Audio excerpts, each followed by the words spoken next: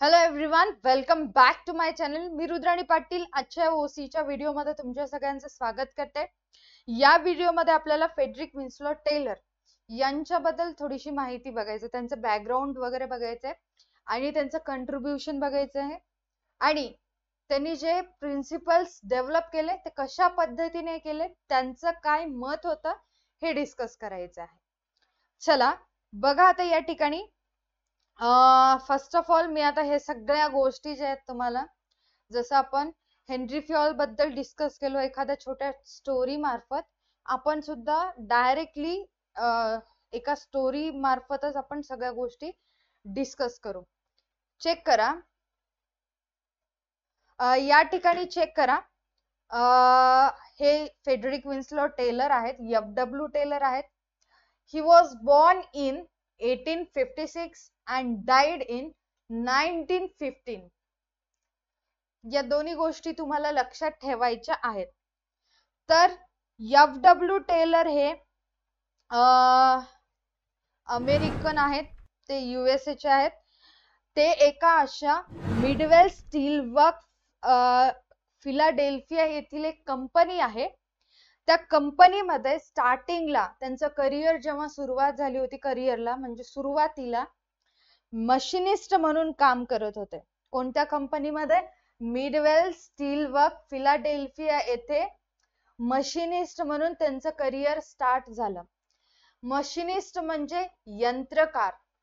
यंत्रकार म्हणजे जो मशीन्स हाताळत असतो, टूल्स हाताळत असतो, टूल्सचा वापर करत असतो, त्याच्यामध्ये ते एक्सपर्ट असतात. काय असतात ते? मशिनिस्ट असतात. मग त्याच्यानंतर असंच काही दिवसानंतर ते याच कंपनीचे झाले चीफ इंजिनियर. काय झाले? मुख्य अभियंता झाले, चीफ इंजिनियर याच कंपनीचे ते पुढे ते झालेले आहेत. कसं झाले? आता ते हार्डवर्क करून, त्यांची प्रोग्रेस बघून आणि त्यांनी चीफ इंजिनियर या पोझिशनला पोहोचलेले आहेत, मुख्य अभियंता या कंपनीचे झाले. इथपर्यंत सगळी स्टोरी तुम्हाला लक्षात आली. आता या दोन्ही मधला जो त्यांचा प्रवास होता, मशिनिस्ट पासून चीफ इंजिनियर पर्यंतचा जो प्रवास होता, तो प्रवास कसा केला, म्हणजेच त्यांनी काय केलं म्हणून ते चीफ इंजिनियर झाले. आपल्या भाषेमध्ये थोडक्यात काय केलं असं म्हणून ते चीफ इंजिनियर झालं, किंवा त्यांनी कसे प्रिन्सिपल्स डेव्हलप केले, त्यांचं नाव का आपल्या ओसीच्या बुक मध्ये दिलेलं आहे ते बघू. तर चीफ इंजिनियर झाल्यानंतर मॅनेजमेंट करावं लागतं. इंजिनियर म्हटल्यानंतर थोड्या बहुत गोष्टी कराव्याच लागतात. सो आपले FW टेलर मॅनेजमेंट करत होते. तर FW टेलरचं काय म्हणणं आहे, जनरली आपण बऱ्याचदा बघितलं, सिच्युएशन नुसार आपण प्रत्येक गोष्ट हँडल करत असतो. इथपर्यंत आजपर्यंत आपण या सगळ्या गोष्टी शिकत आलो.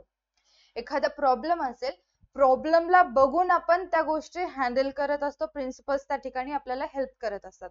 जसं प्रॉब्लेम आहे त्या पद्धतीने सोल्युशन काढत होतो. तर FW टेलर म्हणतात, सगळ्यांपेक्षा थोडस डिफरंट विचार करतात. तुम्ही मॅनेजमेंट करा, मॅनेजमेंट करते वेळी सायन्स मध्ये आणा, सायन्सची एंट्री त्या ठिकाणी करा. म्हणजेच आपल्या बिझनेस मधलं प्रत्येक काम करते वेळी सायन्स महत्वाचं आहे. सायन्स, विज्ञान, प्रत्येक काम करण्यासाठी सायंटिफिक अप्रोचचा उपयोग करा, असं FW टेलर म्हणतात. बघा आता कसं मॅनेजमेंट करत होते बिझनेस मध्ये. मॅनेजमेंट करते वेळी ऍप्लिकेशन ऑफ सायन्स, प्रत्येक कामामध्ये application of science for each and every element of management. मॅनेजमेंटच्या प्रत्येक लेवलवरती कुठलंही काम असू द्या, त्या प्रत्येक कामामध्ये तुम्ही आणा सायन्स. हे आहेत FW टेलरचं म्हणणं. आतापर्यंत काय बघितलं? खूप सोपं होतं आतापर्यंतच. आता इथून थोडस अवघड आहे, जास्त काही नाही, मी तुम्हाला एक्सप्लेन करत जाईल. आतापर्यंत काय बघितलं? प्रॉब्लेम आली होती, तसं आपण सोल्युशन सुद्धा शोधत गेलो आणि आपल्याला सोल्युशन मिळत सुद्धा गेलं. मग याच्यानंतर काय झालं, FW टेलर यांनी कुठलं पण काम करा त्याच्यामध्ये सायन्स आहे ना असं FW टेलर म्हणू लागले. मग आता त्यांना एक्झॅक्टली म्हणायचं काय होतं, तर त्यांना असं म्हणायचं होतं basically management plus scientific approach equals to scientific management असावं लागतं. परत एकदा, खूप सोपं आहे. तुम्ही कुठलं पण काम करा त्या कामामध्ये तुमची असली पाहिजे सायंटिफिक अप्रोच. तर फॉर्म्युला काय होतो, management plus scientific approach equals to scientific management, जे आपल्याला FW टेलर आपल्या बिझनेस मध्ये करायला सांगतात. समजलं? अगोदर आपण फक्त मॅनेजमेंट करत होतो, बट FW टेलरच्या म्हणण्यानुसार आपल्याला आता आपल्या बिझनेस मध्ये सायंटिफिक मॅनेजमेंट, असं तसं नाही, सायंटिफिक मॅनेजमेंट. आता सायंटिफिक मॅनेजमेंट म्हणजे काय मी तुम्हाला एक्सप्लेन करते, ते तुम्हाला समजून सांगते. आपण scientific decision importance of principle of management मध्ये पण बघितलं. एखादं डिसिजन जरी घ्यायचं असेल, माझं मन म्हणायला म्हणून डिसिजन घ्यायचं नाहीये, इथून विचार करायचा नाही, इथून विचार करावा लागतं. सिच्युएशन काय आहे, आपण काय डिसिजन घेतो, या सगळ्या गोष्टींचा विचार करावा लागतो. ठीक आहे, मग सायंटिफिक अप्रोच ठेवून काम करणं सुद्धा सेमच आहे. सगळे काम इझी करून घ्यायचं आहे, थोडक्यात FW टेलरचं म्हणणं आहे. किती अवघडातलं अवघड काम राहू दे, त्याला इझी करून करायचंय. मग काम इझी झाल्यामुळं टाइम वाचते, रिड्यूस टाइमची बचत होत असते, आउटकम चांगलं मिळत असते, एफिशियन्सी वाढते, ह्युमन रिसोर्सेसची एनर्जी वाचत असते, खूप साऱ्या गोष्टीचा फायदा बेनिफिट होत असतं. कधी, ज्यावेळेस सायंटिफिक मॅनेजमेंट आपण आपल्या बिझनेस मध्ये करत असतो त्यावेळेस. ओके, आता तुम्हाला सायंटिफिक मॅनेजमेंट तर समजलं, तुम्हाला सायंटिफिक मॅनेजमेंट तर समजलं. आता आपण बघू सायंटिफिक मॅनेजमेंट ऑफ प्रिन्सिपल काय आहे, शास्त्रीय व्यवस्थापनाची तत्वे किंवा वैज्ञानिक व्यवस्थापनाची तत्वे काय आहेत ते बघू. असंच FW टेलर तर त्यांच्या बिझनेस मध्ये काम करत होते, वर्क करत होते. काम करते वेळी एखादा प्रॉब्लेम त्यांना आलं किंवा एखादी सिच्युएशन त्यांच्या पुढे आली, तर FW टेलर काय करतात, त्या ठिकाणी त्या प्रॉब्लेमचं सोल्युशन शोधते वेळी त्या ठिकाणी आणतात ते सायन्स. प्रॉब्लेम आली, मग त्या प्रॉब्लेमचं सोल्युशन शोधण्यासाठी त्यांनी सायन्सचा उपयोग करून त्या प्रॉब्लेमचं सोल्युशन शोधण्याचा प्रयत्न केला. सिच्युएशन हँडल करण्यासाठी सुद्धा सायन्स मध्ये आलं. म्हणजे एक्झॅक्टली काय व्हायलंय, जसं आपण हेनरी फ्युअलच्या वेळेस बघितलं होतं, साधं सोपं experiment plus observation equals to principles होते.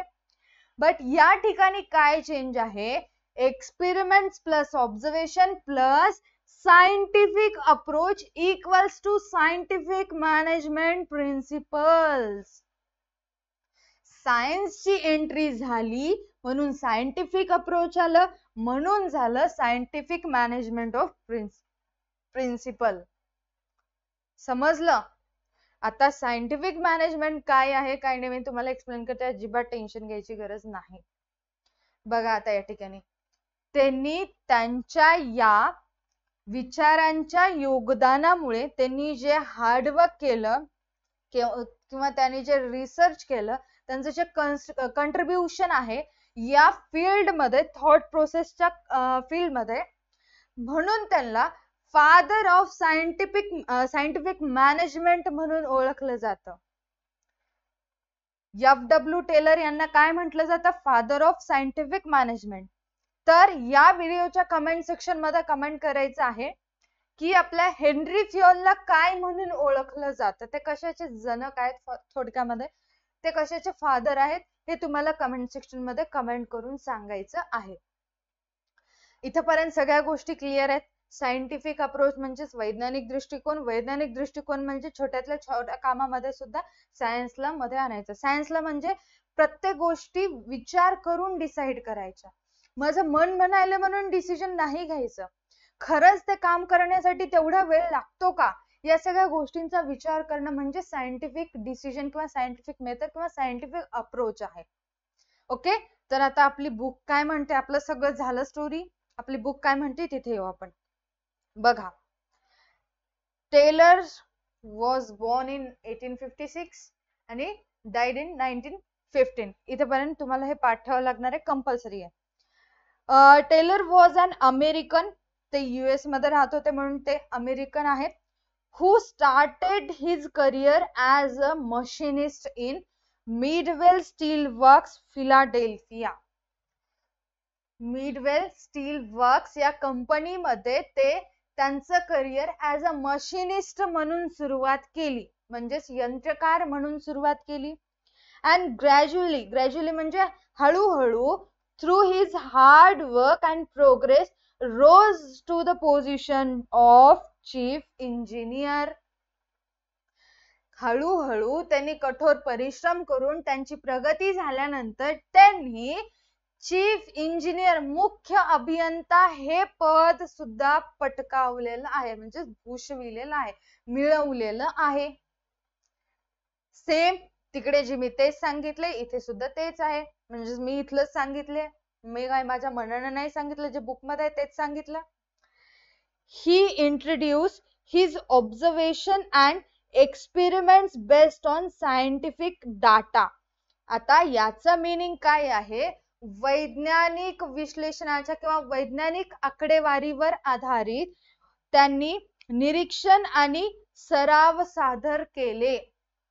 वैज्ञानिक आकडेवारीवर आधारित म्हणजे एखादं डिसिजन घ्यायचं असेल तर कोणत्या कोणत्या गोष्टींचा विचार करावा लागतो, या सगळ्या गोष्टींचं त्यांनी एक्सपेरिमेंट केलं, मग ऑब्झर्वेशन केलं आणि ते पुढे सादर केलं. त्यालाच आपण प्रिन्सिपल्स असं म्हणतो, सायंटिफिक मॅनेजमेंट ऑफ प्रिन्सिपल म्हणतो. ओके, पुढे Taylor's approach towards management is term as scientific management.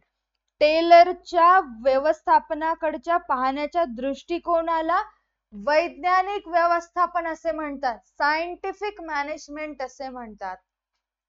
साधा सुद्धा मॅनेजमेंट नाहीये, सायंटिफिक मॅनेजमेंट आहे. For this contribution in development of management thought he is non as the father of scientific management.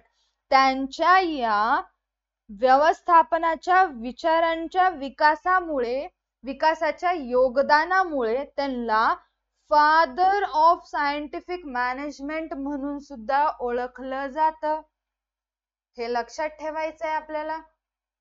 जे मी तुम्हाला त्या ठिकाणी काही गोष्टी सांगितल्या होत्या, तुम्ही तेवढ्या गोष्टी लक्षात ठेवल्या तरी सफिशियंट आहे. तुम्हाला स्टार्टिंगला थोडीशी मीनिंग लिहावं लागतं, त्यामध्ये तुम्ही या सगळ्या गोष्टी लिहू शकता. इंट्रोडक्शन किंवा मीनिंग म्हणून आपल्या आन्सर रायटिंगला सुरुवात करायची आहे. ते कसं करायचं मी तुम्हाला सांगते, आता काळजी करायची गरज नाही. ओके, पुढे Taylor's management theory is based on scientific experiments. म्हणजे जी टेलरची सायंटिफिक थेअरी आहे, मॅनेजमेंट थेअरी आहे, ती सायंटिफिक एक्सपेरिमेंट्स वर आधारित आहे. आता सायंटिफिक एक्सपेरिमेंट म्हणजे काय, वैज्ञानिक सरावावर आधारित आहे. एखादं परत सांगते, जर एखादं डिसिजन घ्यायचं असेल तर मॅनेजर रूल ऑफ थंबचा उपयोग करू शकत नाही, त्याला सायंटिफिक अप्रोच नुसार डिसिजन घ्यावं लागतं. This theory involves the application of scientific approach to decision making and solving them at the same time. Decision घेताना त्याच वेळी समस्यांचं निराकरण करते वेळी वैज्ञानिक दृष्टिकोनातून त्या सिद्धांताचा उपयोग करण्यात येतो किंवा वैज्ञानिक दृष्टिकोनातून ते प्रॉब्लेम सॉल्व्ह केल्या जातात. अकॉर्डिंग टू टेलरच्या मते problem should be solved by scientific techniques rather than the rule of thumb and a trial and error approach. आता याचं मीनिंग काय होते, जर मॅनेजरने सायंटिफिक मॅनेजमेंट किंवा सायंटिफिक अप्रोचचा उपयोग नाही केला तर त्यांना रूल ऑफ थंबचा उपयोग करावा लागतो ना. रूल ऑफ थंबचा उपयोग केल्यामुळं सतत trial and error method apply होत असते. ट्रायल अँड एरर मेथड म्हणलं तर आता चुकायचं शिकायचं, चुकायचं शिकायचं, चुकायचं शिकायचं हेच चालू राहतं. आता तुम्ही रूल ऑफ थंब काय आहे हे समजून घेऊ. रूल ऑफ थंब म्हणजे ऍज अ मॅनेजर मला जे वाटतं ते मी डिसिजन घेणार. मेरे को जो लगता है वही मैं बोलूंगी और तुम्हें वही करना है. दूसरा तीसरा कुछ बकवास नहीं करना. ते आहे rule of thumb. Definition of scientific management by Frederick Taylor. ही डेफिनेशन पाठ करायची आहे. काय आहे? Scientific management consist of knowing what you want mean to do exactly. व्यवस्थापनाच्या तत्वांमध्ये व्यवस्थापन व्यक्तींना नक्की काय करायचं आहे हे माहिती असणं गरजेचं आहे. व्यवस्थापन व्यक्तींना म्हणजे मॅनेजरला, एम्प्लॉईजला नक्की काय काम करायचं आहे हे माहिती असणं गरजेचं आहे. ते माहिती झाल्यानंतर seeing it that they do it in the best and cheapest manner. आता एम्प्लॉईजला समजलं आणि मॅनेजरला पण समजलं की एक्झॅक्टली काय काम करायचंय हे त्यांना माहिती आहे. हे माहिती झाल्यानंतर ते काम कंप्लीट करण्यासाठी सर्वोत्कृष्ट पद्धत किंवा कमीत कमी व्यक्तींना सर्वोत्कृष्ट पद्धत किंवा कमीत कमी खर्चामध्ये ते काम कसं होईल हे पाहणं सुद्धा गरजेचं आहे. याला म्हणतो आपण सायंटिफिक मॅनेजमेंट. सायंटिफिक मॅनेजमेंट म्हणजे काय? रिसोर्सेसचा चांगला वापर करणं. चीपेस्ट मॅनर, चीपेस्ट म्हणजेच कमीत कमी वापर करणं. चांगला वापर करणं म्हणजे जास्त पण कंजूसपणा नाही, म्हणजे पाहिजे तेवढा वापर करणं. सोल्युशन किंवा ते काम करण्यासाठी सर्वोत्कृष्ट पद्धत शोधून काढणं जेणेकरून रॉ मटेरियल्स वाया जाणार नाहीत, म्हणजे वेस्टेज होणार नाही. वेस्टेज वरती कंट्रोल राहील, एफिशियन्सी वाढेल, ह्युमन एनर्जी वाचेल, प्रॉफिट वाढेल, प्रोडक्टिव्हिटी लेवल वाढेल. म्हणजेच या सगळ्या गोष्टींचा विचार करावा लागतो. याला म्हणतो आपण सायंटिफिक मॅनेजमेंट. सायंटिफिक मॅनेजमेंट म्हणजे काय? नुकसान होणार नाही अशा पद्धतीचं डिसिजन घ्यावं लागतं. चलो, आता खाली काही आपल्याला प्रिन्सिपल दिलेले आहेत, प्रिन्सिपल ऑफ सायंटिफिक मॅनेजमेंट दिलेले आहेत. ते स्टेप बाय स्टेप आपण डिस्कस करू येणाऱ्या व्हिडिओ मध्ये. ओके. तात्पुरतं तुम्हाला FW टेलर कोण होते, त्यांचं करिअर कधी सुरुवात झालं, नंतर ते कुठल्या पोझिशन वरती आले, त्यांनी त्यांचं कंट्रीब्युशन कुठल्या फील्ड मध्ये होतं, त्यांनी प्रिन्सिपल्स मध्ये काय नवीन काहीतरी आणलं म्हणून त्याला फादर ऑफ सायंटिफिक मॅनेजमेंट असं म्हणून ओळखलं जातं. या सगळ्या गोष्टींचा अभ्यास करणं गरजेचं आहे. म्हणून या व्हिडिओचा चांगला अभ्यास करा. परत एकदा सांगते, तुम्हाला आत्ताच हे तुमचं पीक टाइम आहे. पीक टाइम आहे म्हणजेच काय? नंतर वेळ परत येत नाही. आज जे व्हिडिओ बघताय त्या व्हिडिओ मध्ये जेवढंही सांगते ते सगळं ऐकायचं आणि ओन लेवलवर सेल्फ स्टडी करायला स्टार्ट करायचं. आज काहीही करून हे पाठ करून, आय रिपीट, पाठ करून बाजूला ठेवायचं आहे. पाठ जरी नाही झालं तर दोनदा तीनदा चारदा रीडिंग करून बाजूला ठेवायचं. उद्या विचारलं तर तुम्हाला थोडं तरी आठवलं पाहिजे. 0.5 तरी आठवलं पाहिजे. समजायलंय? उद्यावर काहीच ढकलायचं नाही. आज जे बघितलं आजच्या आज कुठलं पण काम असू दे, कुठलंही सब्जेक्ट असू दे, आजच्या आज कंप्लीट करून बाजूला ठेवायचं. ही वेळ परत येत नाही. ओके. आजच्या व्हिडिओसाठी एवढंच. जर हा व्हिडिओ तुम्हाला आवडला असेल तर व्हिडिओला लाईक करायचं, चॅनलला सबस्क्राईब करायचं. बिग बुल बॅच लॉन्च झालेली आहे. इथून पुढचे येणारे व्हिडिओ तुम्हाला बिग बुल बॅच मध्ये पाहायला मिळतील. त्यासाठी फटाफट बिग बुल बॅच परचेस करायची आहे. काही डाऊट असेल, काही इन्फॉर्मेशन हवी असेल तर डिस्क्रिप्शन मध्ये नंबर दिलेला आहे, तिथून तुम्ही कॉन्टॅक्ट करून माहिती घेऊ शकता. आजच्या व्हिडिओसाठी एवढंच. टाटा bye bye. Take and stay connected.